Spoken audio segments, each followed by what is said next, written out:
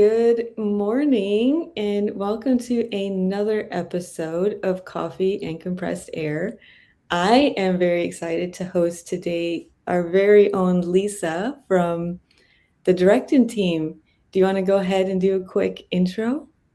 Yeah, of course. Yeah, hello everyone. I'm so excited. Yeah, and I'm so glad to be here. My name is Liza, and in the Direktin, I'm working for a year. So I'm an operational manager slash project manager, and in this team, my first priority to support in. Operations, of course, day to day, and manage all things that we have to be in one place, so everybody can find and work in their normal way to Mhm. solve some strategic operations more than operational noise. Yes, yes, and it's incredible. So I want to, before I start going off into all these things, I want to go into some of your background because I found it very interesting that this is exactly what you went to university for, and now you're getting your master's. Can you just explain quickly your education? Yeah, of course. Yeah, my first education was in project management. It was my bachelor studies. So we learned more about organization, about planning the work, about measuring effectiveness, using some tools, especially Microsoft tools like Microsoft Project. But then it was after this 4 year of studying. Um, I needed to find my master's, and I decided to go to the side of business more. So I decided to study in the I can say that it's a top school, business school in Russia, Mhm. uh, Radio School of Management, and I think that I dedicate myself to this direction because I was always a person in the middle between numbers and personal relations. So Okay. I'm really, yeah, I'm like I'm enjoying to find some decisions and some maybe yeah, decisions from the numbers. I really like to work with numbers, but I think that it is not needed without the people, because the people are truly its engine for all these operations. And entering this business school, it helps me to see how these people who are actually building their business, how they're thinking, what they're doing in their day-to-day life, and how they went in with this and come Mhm. up with this. So yeah, because we don't we not only professors, we have not only professors but also some business practitioners from Mhm. this field. And of course it is a field with many like topics, variations. Mhm. I can go whatever in business and not in marketing and human relations, and Mhm. it's really fascinating me. Yeah, it's also fascinating me. I wish I would have chose something more along that line. I didn't even know it existed. So I wanted to ask, so you went into school thinking like, okay, I like these two things. So how close is that to kind of what you're doing? And I know you're almost done with your master's. So I'm very, very curious about how it actually translated, at least for what your experience is so far. Hmm. Yeah, and here can be kind of a tricky one thing, because yeah, on the one hand, it is so many variations what you can do with the business, but on the other hand, all these things to your self awareness, to your how you act. It is all on your whole shoulders. So I mean that you need to decide what who you can be, Mhm. and you need to find the way how to apply your skills, because this field is so wide, Yeah. and you need to learn maybe additional tools, to have right connections, right network in this field, to get a job, to get some vacancy, for example. And to my sadness, in Russia, we have a gap between what we are doing in universities and what is actually labor market wants from us. Mhm. So it is on our shoulders how we will uh, be in this business world, how we will show Mhm. ourselves and sell ourselves. Yeah. Yeah, but I was I was talking a lot with my friends. Also, I'm joining some vacancies. I mean, like fairies with vacancies, Mhm. some events where I can like find work, for example. Mhm. Um, so I'm kind of understanding what is happening on the labor market now. Mhm. But my main thought after getting these 6 years old programs in management, that you need to carry out by yourself. Like you need to, no one help you with find the work. So I Yeah. mean, like, yeah, someone can help you, but you need to find this strengths inside you. Mhm. Yeah, so it's curious that you said I mean, obviously there's so many different ways you can go with your degrees and with your background. However, you came into a very specific Direktin technical compressed air engineering industrial facility. Yes. And all of that. So I'm curious just from your perspective and not because I've been in our whole team has been in compressed air and in this world for minimum 10 years, most of us, minimum up to 15 years. Uh, so for us, it's just kind of daily things that we see and we're like, okay, this is fine.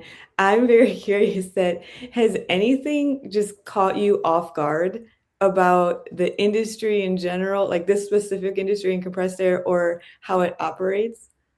Mm-hmm. Yeah, I think the main big thing for me, it was difficult to figure it out, all the stakeholders of these processes. I mean, a lot of like this industrial world. I think, yeah, I have never faced with this in any of my lives.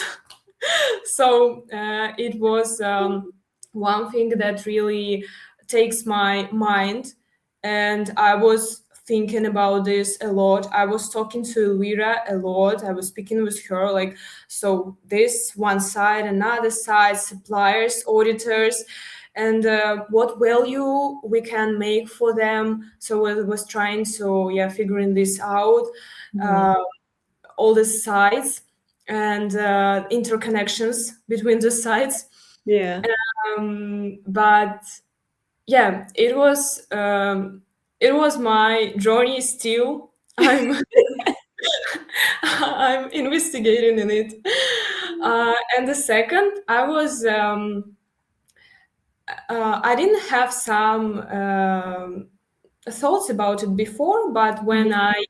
I joined the Direktin, I subscribed on a lot of suppliers, auditors, and I found this very warm community and a lot of news from this world.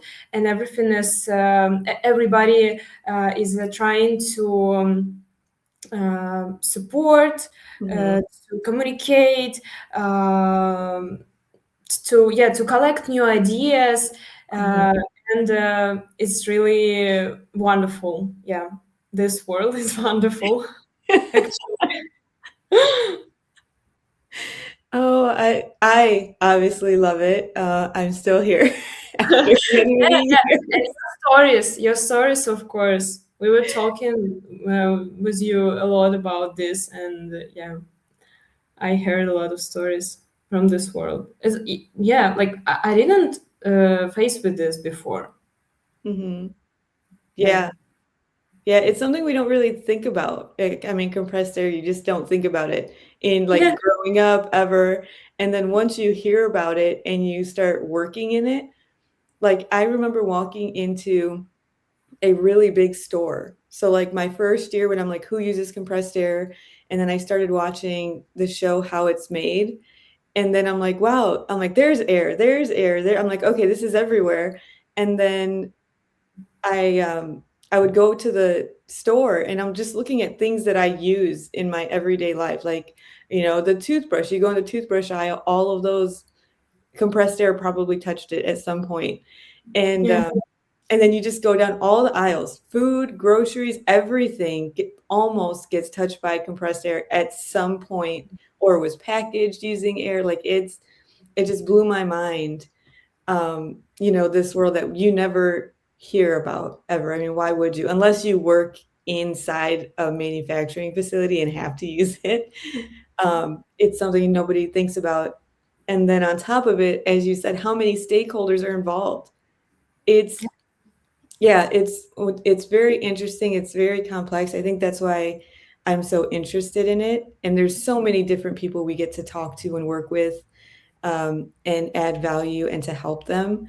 And it's again something they probably didn't think about in purchasing, and as suppliers or for sales and different kind of tools to connect all of them. Uh, yeah, it's very, very cool. So it's fun to hear you say that because that was like you're taking me back to when I first started.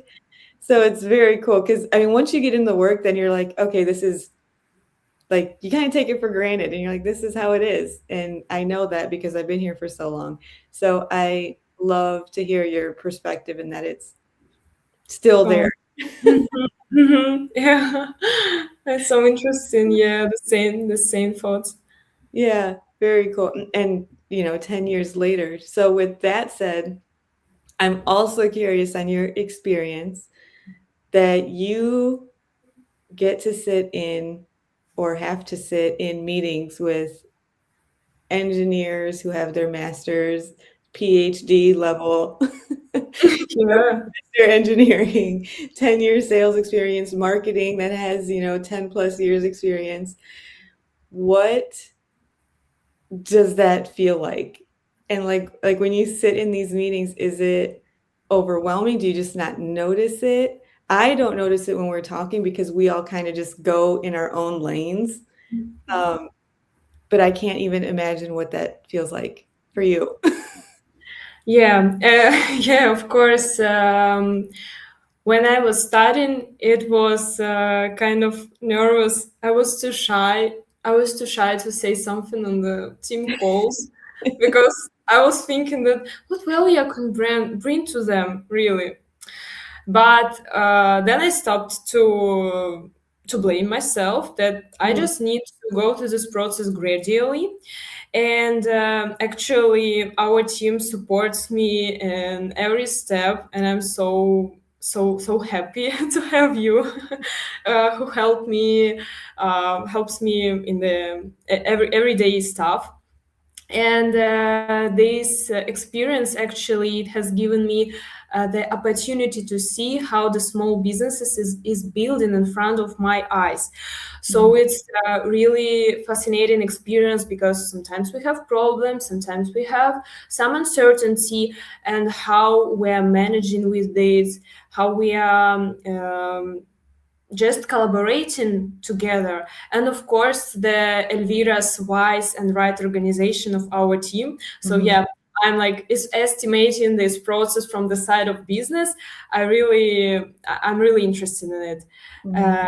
to see this. And yeah, it's a great opportunity that I have it. Mhm. Um, I love it. I love it, and I can definitely tell that from when, we first started having these calls to now, that you are so much more confident, in what you're doing and bringing things up. Um, so I also wanna say that, I mean, if it was me coming in, I would have been the same. I'd be like, "These people know, like, what are they gonna get from me?" Uh, but I know you're doing so many different things because you are probably one of the only ones who works with all of us mm, individually, like, all the different departments individually. yeah, that's true. So because sometimes, I mean, I could just whenever there's an engineering question, I hand it over, and I'm like, "Here you go. Now I'm gonna go out and back doing what I do. I'm gonna stay over here." But you are genuinely inside all the meetings, and I am not jealous at all. I'm doing okay. But I'm very curious, what does a normal working day look like for you? Because for me, it looks like you're doing, like, 5 different jobs at one time. Yeah, sometimes like this. I'm still I'm still studying how to have this time management wisely. Uh, Mhm, but I can say that day-to-day operations, mostly I'm communicating with Dima, with mhm, our marketing specialist, and yeah, once a month he send me this content plan and I update it in Notion, and mhm, then once in 2 days we are together. Like he is approving posts that I sent to him and just post it on LinkedIn, mhm, and more rarely I I download this our videos to YouTube, our mhm, podcast.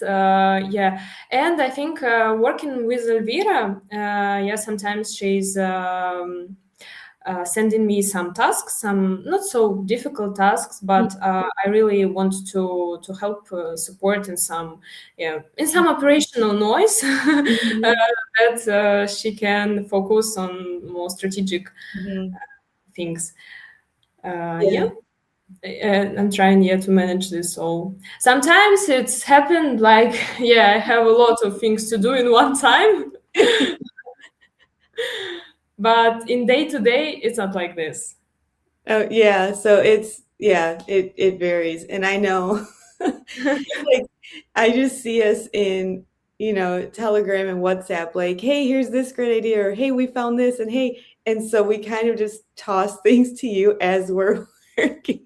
Yeah, yeah. And for you just to take all of this, like you said, noise and experience and just put it into one place and then make it match, and then Hmm. and then put it into, "Okay, here's something on the website," or, "Here's this."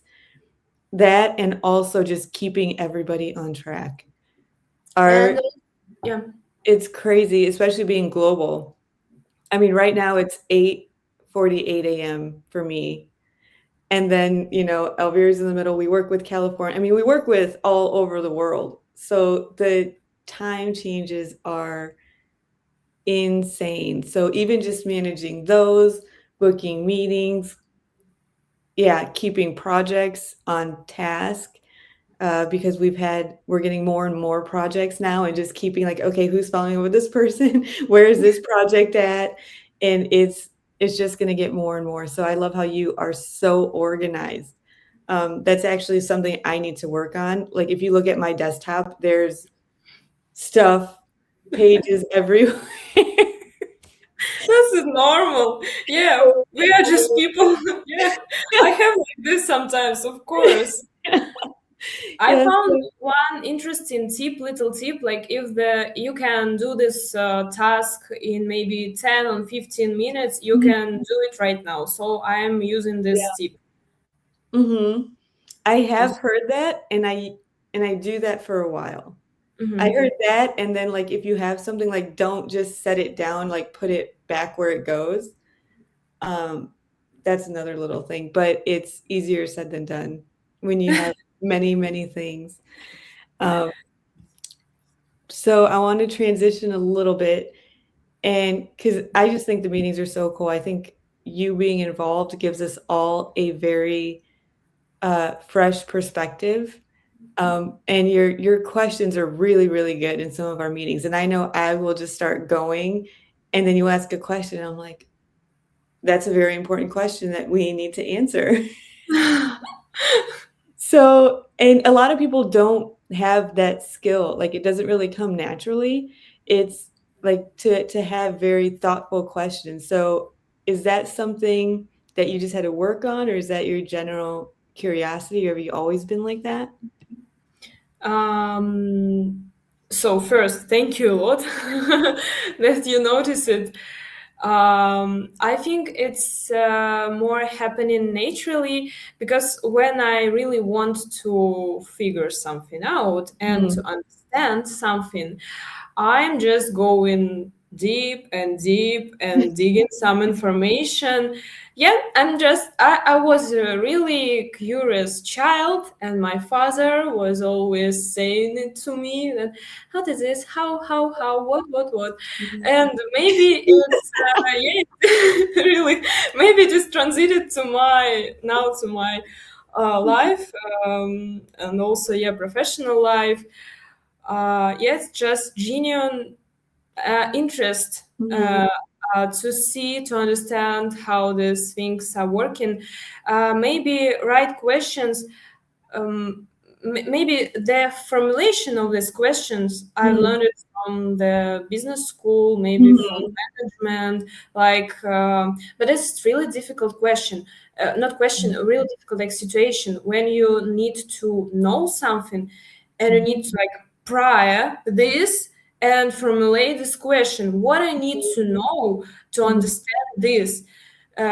Yeah, it's difficult, complex, but I'm I'm glad to hear that. Yeah, I'm can do this. Mhm. Mm, Yeah, yeah, I like it, and it's a good reminder for me as well, like, because we get so busy in our lives and in our work and sometimes become complacent and just assume things, instead mhm. of asking, or like you said, if you can just genuinely ask why or how, but having it formulated into explicitly what piece of information do you need in order to, unlock Yeah, what you're trying to do. So it is very, very good trait, and the way you ask it, it doesn't seem like it seems natural. It doesn't seem like you're like, "Okay, here, here, and here." So they are very thoughtful questions. And I love them, and they do really make me think, and they're genuine problems that we need to solve, and how you just formulate and put it together is incredible. So your perspective there is, yeah, amazing, and some people don't want to ask questions because they don't wanna look, really. uninformed or Yeah. anything like that, but just having the confidence to ask and say, "I'm digging deep, I'm doing this, this is Yes. what I would try to like, this is my goal where I'm trying to get, and to get here, what is this, or how does this work, or why are we doing this?" Which a lot of people don't ask, "Why are we doing this?" Like, they just when you get into a company, you're like, "Okay, we're doing this, we're doing this, we're doing this, and this is how we've always done it, this is how it works, this is what we know has worked for us." And then when someone else comes in and says, "Hey, I've collected new information, why are we doing this Mhm. way?" And then we're like, "Well, before we had this new information, this is." So Yeah, it can be really useful. Yeah. yeah, it is. It really is, and then just using that to constantly not reinvent ourselves, but just to make it better every time, that we do something. It's very, very cool. And, I did have a question for you, and you can answer it or not, but because I think you add incredible value to our team, but it's added value is very hard to make a definition for. Like, even if you look it up, it's kind of a generic thing, and I know a lot of people say it. Like, yeah, you want to add value to your customers. Every time you send them information, you want to add value. You're like, well, what does that mean? Because value to different people means something else different, right? You know, one piece of information for you may not be relevant for me, so it's not actually adding value. So, what does that actually mean to you? What do you think? I I hope really that adding value from my side, it is the opportunity to see the things from the other angle, Mhm. to yeah, maybe with asking some questions from my side, I can bring you some new ideas, some new perspectives on the situations and the thing that we have now. And Also, as I said before, just to do some maybe small things, but these things can help you to do more, like Mhm. high affairs, maybe high doings and tasks. Mm, I think this 2 points, yeah, big 2 points that I can highlight from my work. Mhm. Amazing. So we have a couple minutes, but I do want to finish up some of these questions because I'm genuinely curious. So you're working inside Direktin, which is a startup with a lot of expertise, a technical engineering company, and there's not really much to compare it to on, you know, in the market, like to use as case studies because it's something completely new. And I'm so curious, what has doing so you're in school now and you're working. So does that help you in school or is it like different from what you're learning in school? So like you have to take an exam and you're like, okay, well, I saw this in real life, but this is what the book says. Yeah. Curious. How close are they? Yeah, I understood your question. Yeah. This My work and the studying in the university, it can really, so first it's time management, of course, because yeah, I have some different tasks in university and work. But what I found really helpful, that I can do it on practice. All Mhm, these projects that we are doing in the university, okay, they are useful. We are learning some things, but to really turn it into business. And moreover, I think it is communication. It is soft skills. We are talking about this too much, but what is really soft skills? And just working, I understood what it is and how to mhm, develop it, mhm, how it can be, yeah, evolved from the just from the theory, from this project, from the study projects to the real business. mhm. uh, and of course, in my so now I don't have a lot of projects to do. I'm just writing my master thesis, but That's all. Only your message. Only your okay, here's time management now. yeah. Oh, I love it. I love it. Um, so Yeah, let's see. yeah, like with clients whose trust you can't lose. You can't study it Mhm. from the study projects. It needs to be, yeah, like feel real business. And Yeah. I'm really thank you that I have this opportunity to learn from you. Oh, the whole team. I learned something new from everyone on our team, like every time we have a meeting. Like Yeah, it's insane. So it is really cool um, to have such a small, experienced team all in the same room, and we all get along pretty well. And everyone is very, I will say, humble. yeah. Humble, and then unless it has to pertain to their like expertise, then it's like okay. But also most of us are like, well, you're the expert in that area, so I'll just let you figure that out. So I think that's nice. Yeah. Um, but we also have very interesting meetings. So there's that, but it's very, very good. And so in some of these meetings, and you sit on a lot of the customer meetings as well as internal meetings and engineering meetings. So what part of that side of the work do you genuinely, I don't want to say that it means something to you, but that you're like, wow, doing this, and maybe you didn't expect it. Mm, so, like, what is feeling from to Yeah.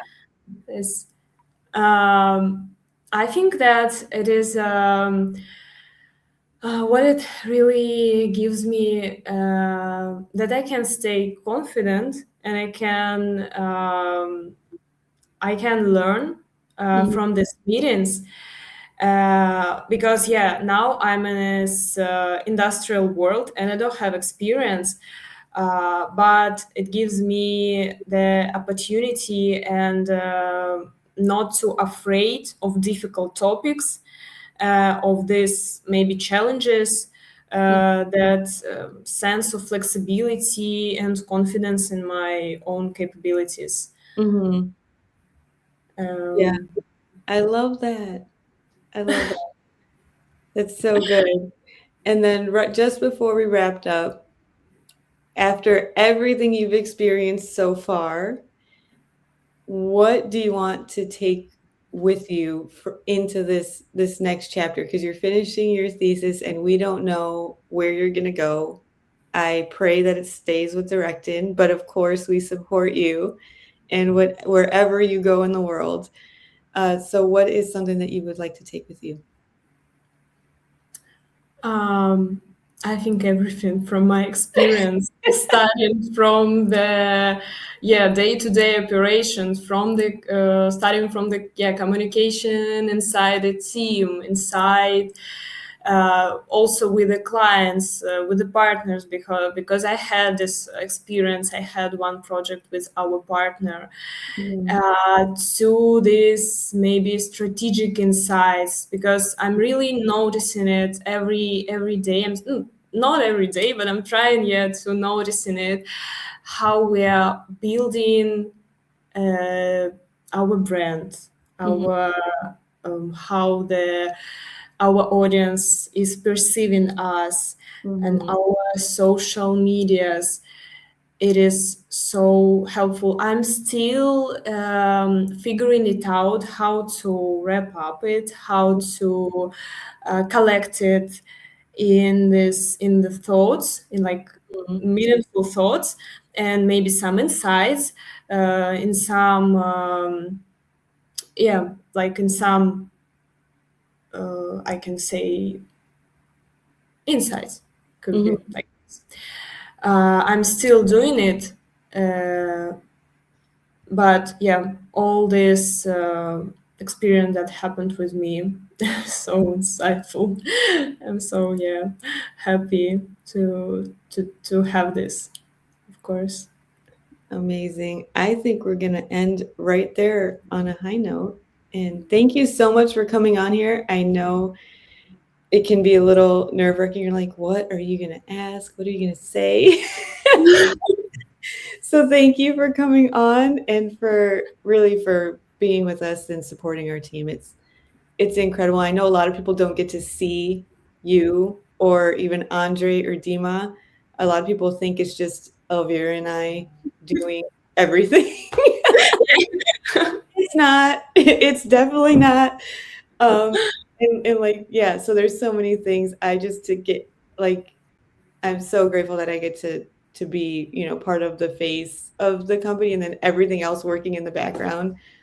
And I'm just like, okay, I will sit here and let me know if I can go or do this. So it's very cool, but I do want to start introducing more and more of our team because it's incredible, and it's not just Elvira and I. No way, we have a whole amazing team. and Lisa to help organize our amazing team. So thank Yeah. you so much. Yeah. Thank you a lot for having me, Danny. Yes, Thanks. of Thanks, course. everyone. Yes. All right. Thanks, everyone. We'll wrap it up and see you next week. Yeah. Bye bye.